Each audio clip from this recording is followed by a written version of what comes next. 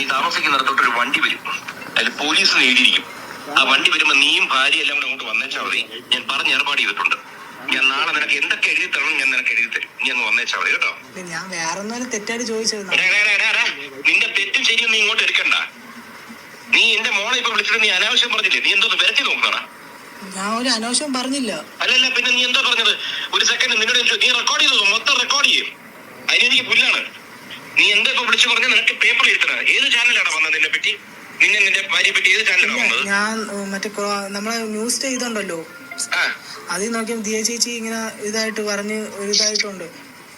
ഏതിലാണ്? ഏത് ചാനലാണ് വന്നേ? ഞാൻ പറഞ്ഞുതരാം.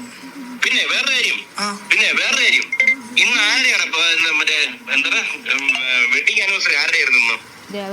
വെഡിങ് ആനിവേഴ്സറി ഇല്ലായിരുന്നു. എന്താ ആരുടെയാണ് ഇന്ന്? ആരാണ് വിളിച്ചു? ഇതേ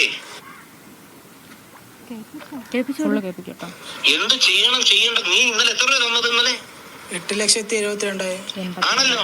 ഇന്ന് കണക്കെടുത്ത് ഞങ്ങള് 1 കോടി ഒരുമിച്ച് ഇവിടുന്ന് പോയിട്ടുള്ള ക്യാഷും ഇവിടുന്ന് സാധനങ്ങള് എത്ര സാധനം പോയിട്ടുണ്ടെന്ന് കണക്കെടുത്ത് ഞങ്ങളിന്ന്. നിങ്ങള് വേറെ കച്ചവടം നടത്തുന്നത് ഇവിടുത്തെ സാധനം കൊണ്ടുപോയിട്ട് ഇവിടുത്തെ ഗസ്റ്റുകളുടെ കൂടെ നമ്പർ എടുത്ത് അവർക്ക് നിങ്ങൾ കച്ചവടം ചെയ്തല്ലേ?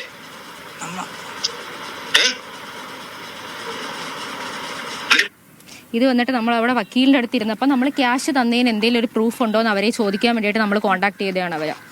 പക്ഷെ നമ്മൾ എന്തെങ്കിലും തന്നതായിട്ട് നമുക്കൊരു റെസിപ്റ്റ് തരാമോ? ആ സമയത്താണ് അയാൾ ഇത് പറയുന്നത് നമ്മുടെ അടുത്ത്. പിന്നെ ഈ ഫോട്ടോയിൽ കാണുന്നത് ഇയാളാണ് നമ്മുടെ അടുത്ത് പോലീസാണെന്ന് പറഞ്ഞ് നമ്മളെ കൊണ്ട് നിർബന്ധിപ്പിച്ച് സ്റ്റേറ്റ്മെൻറ്റ് എഴുതിപ്പിക്കുന്നത്. ഇയാളുടെ പേര് സന്തോഷ് എന്നാണ്. ഇയാളുടെ വീഡിയോ ഉണ്ട്, ഞാൻ വീഡിയോ കാണിച്ചു തരാം. ഞങ്ങളെ കൊണ്ട് നിർബന്ധിപ്പിച്ച് 3 ചെക്കുകളായിട്ട് തരണമെന്ന് പറഞ്ഞ് ഇയാളെ എഴുതിപ്പിക്കുന്നതിൻ്റെ വീഡിയോ.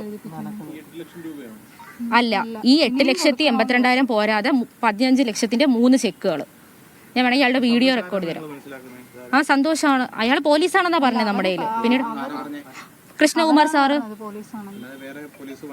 അങ്ങനെയൊന്നും ഇല്ലായിരുന്നു.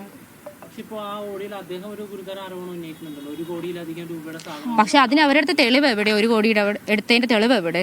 നമുക്ക് തെളിവല്ലേ ആവശ്യം.